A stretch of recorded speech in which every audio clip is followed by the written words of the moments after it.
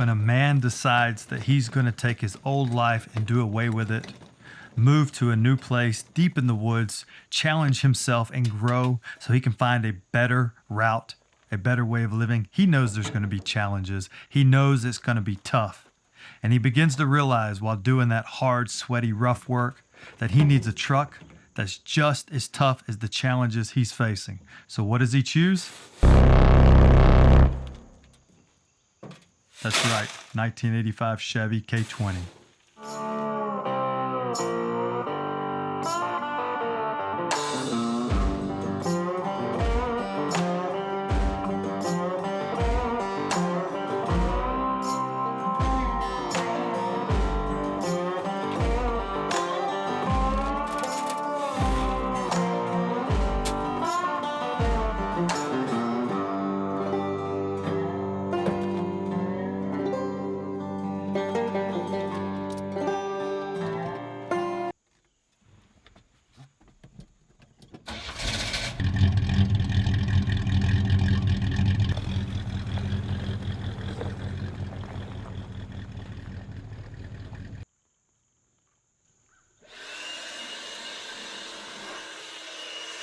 I had put some gravel in the back and then I had to unload it, and so therefore it got a little dirty, and I don't like the little bits of gravel grinding on the paint underneath the rubber mat. Speaking of the rubber mat, let's talk about truck bed options for a classic truck or a work truck, farm truck in my case. So when I purchased the truck, it had one of those drop-in plastic liners, and let me tell you, that liner was tough. It was tough. Two things I didn't love about it. Things slid back and forth. If it was just a regular item in the middle, it would slide around. And there's not a lot of tie-down points in these older trucks. The second thing I did not love about the plastic was that it kind of curled up around the edges a little bit when you opened it, and dirt would slide under there. Now, dirt can get under the rubber mat a little bit, but with the plastic, it could really get under there, and also moisture. And so as a buddy of mine who has one of these, he said, David, I don't use the plastic because I feel like water could get under there, get hot, and just get really steamy all summer long. I agree with him. Even though there's drainage holes in the bed in each corner, I still think water can build up under the plastic. But if you're throwing cinder blocks and wood into this truck, into a work truck, the plastic is probably the way to go. And you drill holes in the edge. In this case, that was already done for me, but it just connects into the little holes, and boom, you got a really tough liner. I decided I wanted the aesthetics and non-sliding ability of the rubber mat, which you can see Rip here is sitting on. I really like the way it looks. It doesn't get a lot of stuff underneath it, and it's easy to roll it to the side and wash the truck bed out or blow it out to keep it clean, and things definitely don't slide around. The other option is you could raw dog it and you could have nothing in there, which if you had a show truck, that might make sense, but I just don't think from the standpoint of a work truck or a farm truck like I've got that it makes any sense. So this truck bed is huge. You could sleep in it. You could camp in it. I haven't done that yet. Maybe I'll make a video of Rip and I camping out in the truck bed, although the world's gotten kind of crazy, right? I don't know if you've seen the news lately, but being out in state parks and camping has gotten less and less safe, which is unfortunate.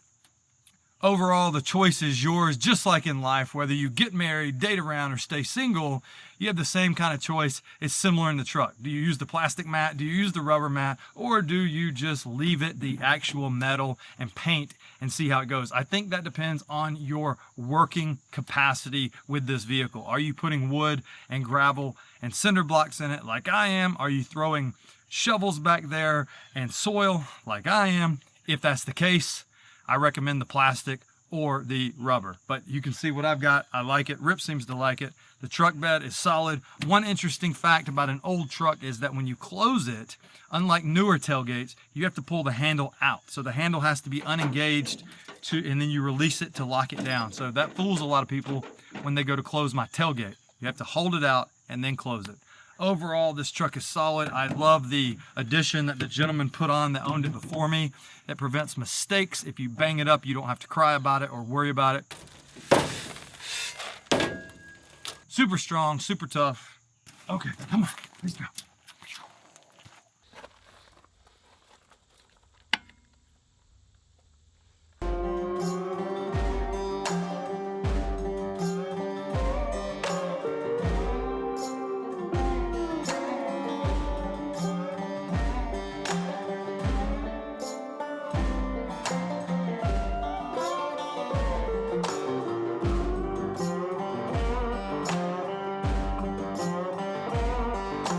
Today's video is brought to you by hard work. That's right. Before I did work, I was chubby, I was soft, I was broke. And then I started doing work. Hard work, the kind that makes you sweat, the kind you stay up late for. Once I found that product and I took it off the shelf and began to use it, then my life began to change.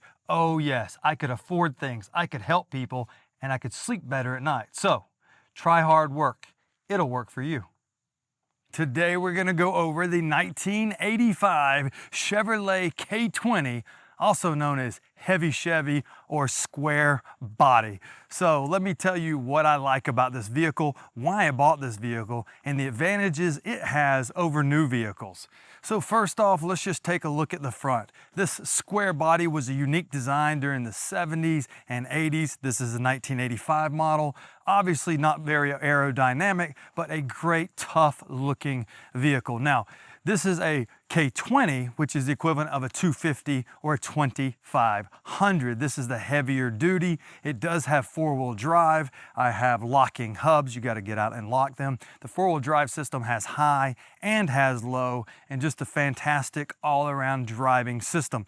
Now, this motor, I am not 100% sure if it's the original motor. It has 59,000 miles on the odometer, but it's possible it rolled over. However, mechanics and everyone who's looked at it said, I don't know, David, this vehicle may only have 59,000 miles. So who knows? But this K20, original everything. You see the square headlights, high and low beam, blinkers. Now this one has a different type of bumper that's no longer made. This is the Warn Winch heavy duty bumper just for this vehicle. And inside of that, we have an actual Warn winch, old school heavy duty style. I have not had to use it yet, but if I get in a pinch, I definitely can. So heavy duty bumper on the front. I'm not sure of the pulling capacity of this. My guess is 12 to 15,000 pounds. It does work off a Warn remote, which is nice. You stand by the vehicle, or you could run the line into the vehicle. Also, I've got some high powered driving lights for nighttime. This actually is nice because the original headlights were not very bright, as you can imagine. Definitely not nearly as bright as my modern Jeep Gladiator, which has some ultra bright, high white LEDs that seem to blind people.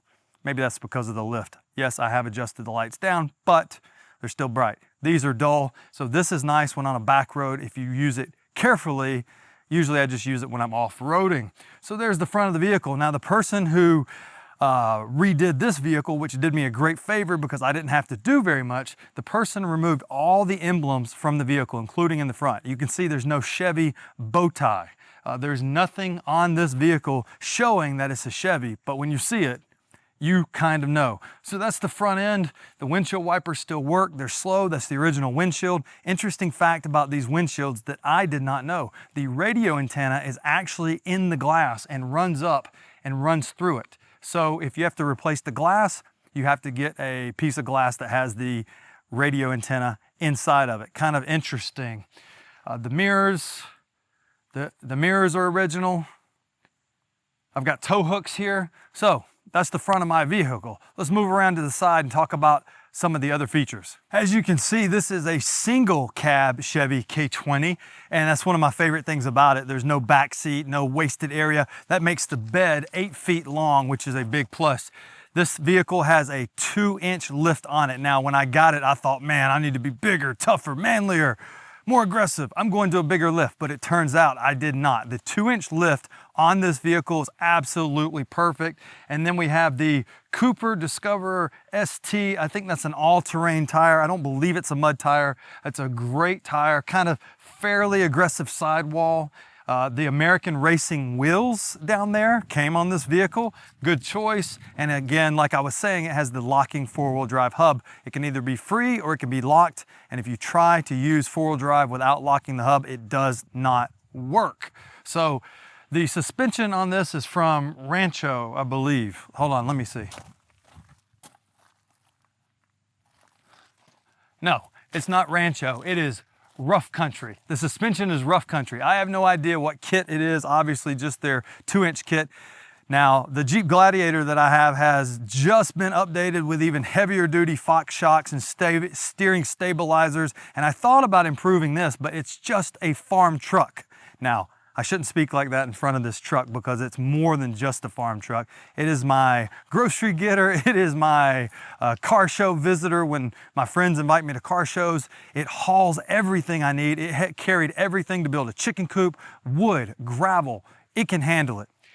As you can see here, it's got this little side window for airflow. I've never opened that because it seems to have a little bit of a impression made in the rubber. I don't want to leak, but you can open those side windows. It does not leak. It is very watertight. This has been a great truck. Now, one of my favorite things is how the doors close. See if you can hear this. Listen to that, solid. Unlike new vehicles, these things are meant to slam. They are heavy steel body vehicles and they can take a beating. And that's why I got it for a farm truck. I've got some step ups here and I've got some mud flaps. This is my first vehicle ever with mud flaps, Chevy mud flaps, and a small, let's see what brand this is. A car step up there, which I use. There's no way to just get in the vehicle. So the way I enter the vehicle is one left hand up, I step, pull myself in, and then I'm in the vehicle. All right, let's move along to the rear.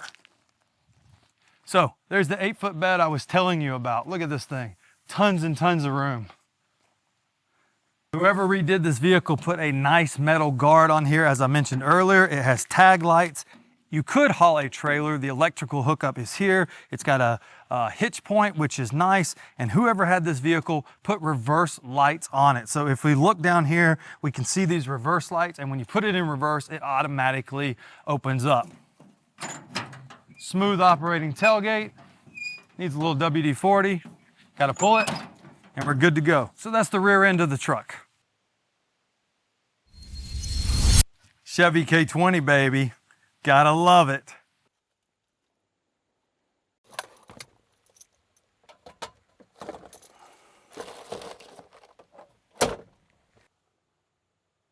Okay, we are now inside the cab of the K20 and I want to show it to you.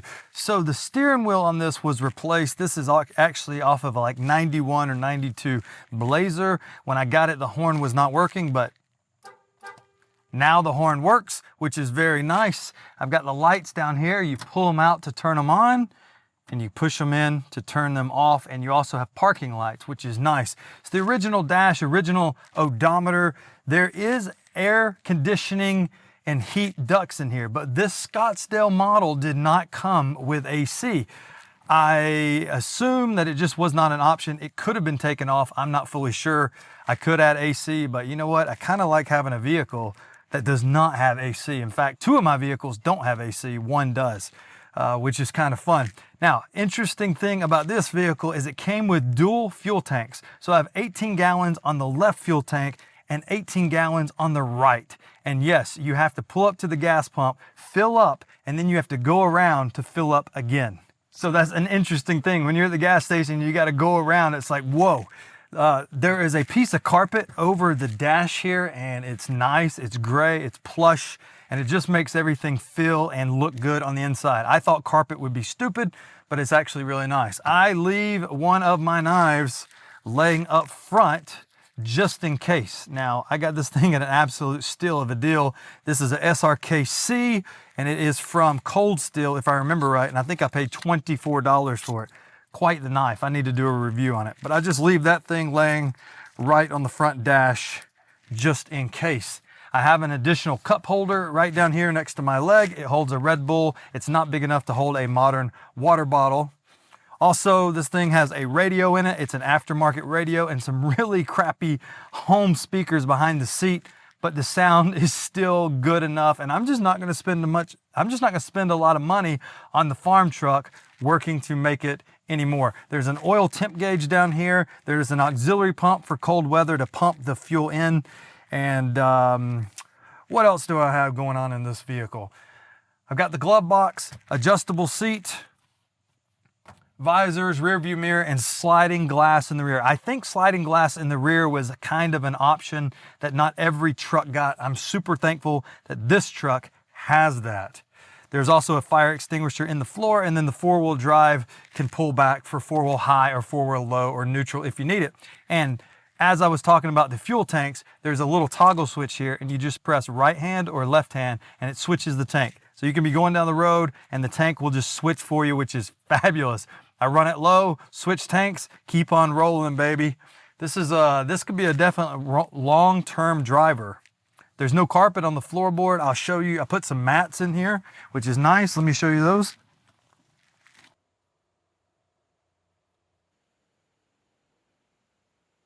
I want to show you guys what I keep behind the seat and how much storage there is behind the seat. It's incredible. But I want to talk to you about two things about having a cool old vehicle. I think it's cool. You may not. But the first thing is that you begin to see the difference in quality over the years. My Jeep Gladiator is cool. My Blazer is cool. But the 1985 Chevy just offers something that those other vehicles do not have. When you close the door and you hear that sturdy sound, it's amazing to hear that just American-made slamming, latching is tough. This vehicle feels like it could just make it through an apocalypse. It just feels like it would crank when nothing else would crank. That's the first thing I wanted to also tell you. The second thing is, if you have a unique vehicle and you know this, you're gonna get approached to have people say, sell me that vehicle, or would you sell that vehicle? And honestly, it's happened 7 or 8 times. A couple of guys in my gym have offered to buy it. A guy at a rest stop offered to buy it. People have just offered to buy this vehicle. And I think it's because it's unique and it doesn't have that classic look, which I admire. The classic look of the stock paint, red, blue, white, very clean, and the lines that you see on those type of trucks that sell. But this one was built by a gentleman who was going to use it for hunting. And he completely stripped it down almost to the frame, and then he sold it to another guy, and unfortunately the guy had it for about 1.5 years, put 4,000 miles on it, and he got sick and he had to sell it. So that's how I acquired it. I hate that he got sick, but sometimes that's how it is. It was a win-win. I've spoken about that before in another K20 vehicle. But you just got to be aware, if you build a cool vehicle or build something unique, people will offer to buy it, and that's a good sign, and that's a good thing. And my answer is always the same, no. Now let me show you behind the seat and how much storage there is and what I keep for emergencies. I'm gonna get a few of these items out, but this is a custom Carhartt designed sun blocker. I use it if I park the truck facing the sun. I highly recommend this for any vehicle you have. Works great. Full-size shovel. Okay, listen, if you're ever off-road and you get dug in the mud, you're gonna want a shovel. This is my Gerber fold-out. Watch out, rippers. Watch out. Look at the size of this thing. It could be a weapon, but it's definitely a tool. I keep that behind the seat. I think this is a great item to have. Not cheap, but heavy duty, and it beats those tiny little, you've seen them, the tiny little black military style fold-out shovels. This thing could get the job done. And I'm gonna unlock it again real quick. So unlock it. You got yourself a decent fighting weapon. Folds back up, tighten her down. After I use this Gerber shovel, eventually I will do a full review and show you guys how it works and do I recommend it. I love the rubber handle.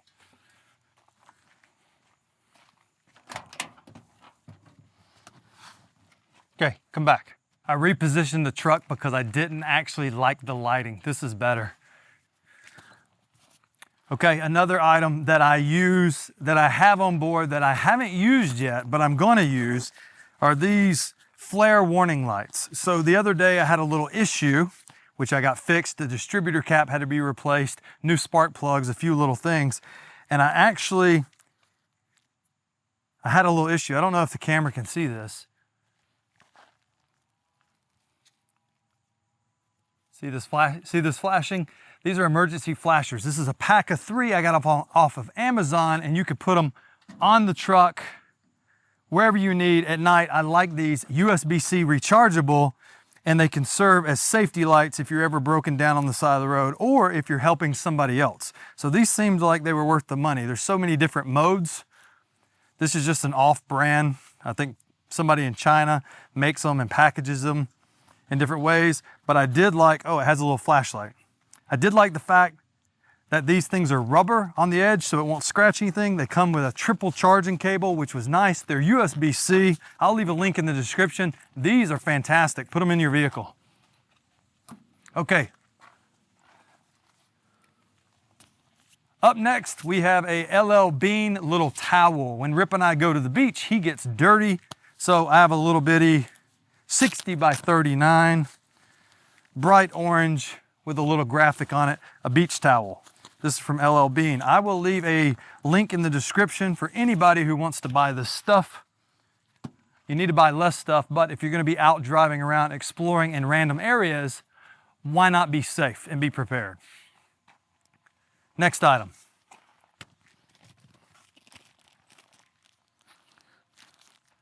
If you're ever stuck on the side of the road or in an emergency, a hooded rain jacket. This is bright orange. I can't remember the price of this, but this is a one person, man or woman, bright orange rain jacket in case you're stuck outside during an emergency. Think a big national emergency and you want to hand this out to somebody or utilize it. It's a last resort, but it will keep you dry and you'll feel better if you're not getting rained on. Are we familiar with this? We've all had a dead battery, right? We've all had a dead battery and it's a terrible feeling. So what do you need? You need a NOCO battery charger. This is the GB70 model. Look at this right here. This big bad boy. This is what you want. You can plug it up to your vehicle or another vehicle if you have a dead battery. The one thing is, keep it charged up. It doesn't drain fast. It is a lithium battery, but if you need to charge it up, I spent the extra money to get the case. It does come with a nice bag, but I think this case looks the part. It's got a good handle and it protects it, keeps everything in it. Comes with little jumper cables. Obviously, if you didn't see those, comes with little jumper cables and a USB-C to charge it. USB-C to USB-C, has a flashlight. Let's check the status of mine right now. Oh, completely full, good to go. Power it off, yeehaw. I'll leave the link in the description.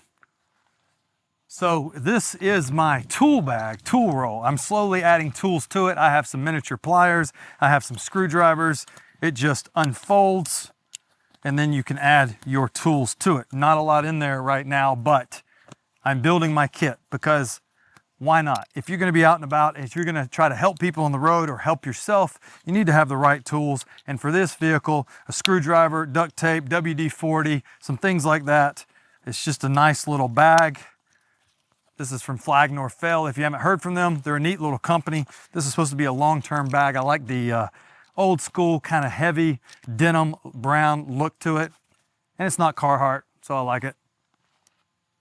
Nothing wrong with Carhartt, I just like unique things. Brand new and still in the wrapper is a Husqvarna axe. This is the A1400 model. It's 23 inches long. And one time I was in my Jeep and I went down the road and I ran into a downed tree and I had to use a little tiny axe. Now personally, if you're gonna be off-roading deep into wild country, you want a top handle electric chainsaw. It's gonna make life a lot easier and a lot better. But let's say you need to build a fire. Let's say you need to fight off zombies and you run out of bullets. This is a good axe to have. This is a medium-sized axe used for getting the job done. It's not a splitting axe. You can tell by the length. You could use it for that, but it's kind of lightweight for that. This is an everything axe, and I like it. Fiberglass handle, molded, very strong. I like the color. It's visible. If you needed to wave it, if you're in the woods, somebody could see you. Another tool I keep behind the seat. Probably will never need it, but if I do, I've got it. And hey, if we decide to camp, got my axe. All right, this is my last item that I'm currently keeping in my truck, and this is an entire ARB recovery kit. That's right. So this bag has in it toe straps, gloves, everything you would need to get yourself out of a jam. You can see here, it's packed in a handy manner. There's your little clips, so your snatch clips, so you can hook onto a vehicle. You've got some gloves inside here, and then you've got heavy duty. Let's pull this out so you can see it. Heavy duty recovery rope. I really like this. Look at this foam cover. So this is everything you need to get yourself or somebody else out of a jam. And what I like about it is even though it was slightly expensive, it comes in this really nice orange bag to keep everything from flying around. And since this is an old school truck and it's just kind of tossed behind the seat, Organization is everything. You should organize your vehicle, your home, your desk, your office. Spend some time getting organized. I'm working to organize this. Is this everything I need for emergencies? No. Is it a good start? Absolutely yes. It allows me to self-rescue and help others. The amount of room behind that seat is incredible. I would like to add a little bit, maybe a bottle of water back there. I would like to add some body wipes, maybe a freeze-dried meal or two. I would also like to get a shackle, a nylon shackle from this same company. I prefer those over the hard ones, and depending on which vehicle you're hooking to, it might prevent you from scratching their tow hooks. So I do want to order one of those. They're about 50 bucks. I'll leave the one in the link that I'm going to order. It's also from ARB. You could also add a flat tire kit. I only drive this truck locally, so if I have an issue, I can almost walk to where I could get help. But I'll probably add a flat tire kit in here. It would be smart because you never know where you might be when you have a flat tire. Now, the last thing that I have not talked about is the engine. The engine in this vehicle is a 350. It's the original size engine that came in it. I am not sure if it's the original engine, and it has had some upgrades along the way, but it produces enough power to do what I need it to do. Would a larger engine be better? Perhaps. But would the fuel mileage be as good? Well, fuel mileage is probably 8 to 10 miles to the gallon, same as the Jeep Gladiator roughly. Sometimes the Jeep gets 11 or 12. But the fuel mileage, you don't buy a vehicle like this for fuel mileage. You buy a vehicle like this because you want to have fun. You want to hear the rumble of the exhaust. You want to be able to throw a full piece of plywood in your 8-foot bed. You buy this truck because you want to get work done. Hard work, the sponsor of this vehicle, is what this vehicle was built for. So thank you to all the Americans who built this truck. Wait a minute, was this built in America? I hope it was. Some of these trucks were built in Canada, if I remember correctly, back in the 70s and 80s. But thank you to Chevy for building such a tough truck. This truck rolled off the line, went to somebody drove it, and who would have thought that in 2025, I would have acquired this vehicle up in a holler outside of Asheville in the mountains from a guy living in an RV with a gravel driveway, 2 mean dogs. I had to get a lift up there from a driver from the local rental car place, tip him $25 and ask him to stay because of the crazy situation I was in when I was buying this. I get it home, it runs great, had to adjust a few things. One of the doors wasn't closing smoothly, had to change the oil, give it a good wash, and eventually I had to spend 320 bucks to change out the distributor cap, new spark plugs, and a few other things. The new mechanic who's taking care of it informs me that we might need to adjust the carburetors, but if it's running good, don't spend the money. That's the only thing I may do to this vehicle. Other than that, I'm gonna add a few more emergency supplies. Oh, hold on. Last thing. For your protection, always, always carry protection with you. To anybody thinking about buying an old vehicle, I highly recommend it. I hope this video was helpful to you and entertaining. Rip and I are gonna go take this thing for a drive. It is the weekend. Might as well take a few hours off of work. Thank you for watching. Hit the like button. I appreciate you so much. I'll catch you in the next video, hopefully. See you then.